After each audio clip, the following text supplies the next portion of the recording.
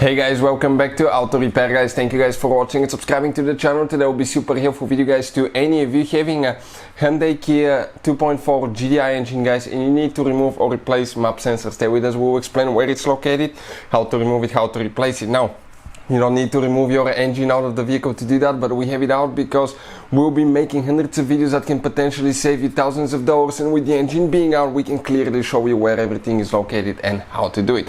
Now, before we start, let me tell you a little bit about us. If you need to buy any parts, tools, anything for your Hyundai Kia for a really good price and quick shipping as well, check out the link in the description of the video below and you can see where we get all the tools and parts for a really good price.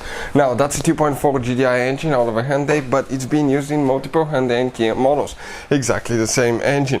Now, where is the map sensor and what it does? The map sensor is the manifold absolute pressure sensor. It's super important for the engine. Why? Because most of those 2.4 Gdi engines built for, especially for the US, they do not have a map sensor. Map sensor is the sensor that is right after the air filter box or on the air filter box that detects how much air the engine is getting.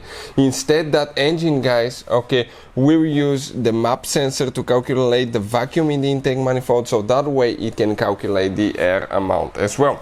So super important. And if you come right here by that throttle body, okay, right here, that's your map sensor. Okay, that's it right there. So 10 millimeter guys, and we need to go ahead and remove only one bolt.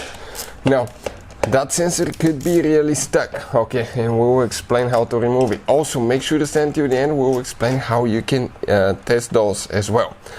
So, okay, just removing the bolt now.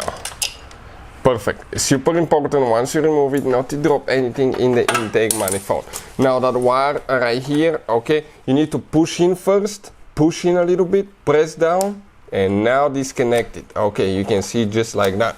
Now that sensor has one O-ring that prevent, okay, vacuum air leaks. So you kind of like need to twist it a little bit and pull out at the same time because it could be really stuck. Now, if yours is still good, everything checks out fine, you need to inspect the O-ring to make sure that it's not too flattened, because if it is, you can develop a vacuum leak that can affect your engine. You can get engine light on and you can have mysterious codes such as P0171, random misfire codes, okay, running lean mixture and all that stuff, which could be really hard to solve in some cases. You may even think you have a bad oxygen sensor. So you can see guys, okay, right here, that's your map sensor. If you want to see how to test it, we have a special video on our channel that will explain how to test map sensor, so please check it out. Hopefully the video will be helpful to any of you trying to figure this thing out. If you have any questions, let us know. Thank you for watching and see you next time.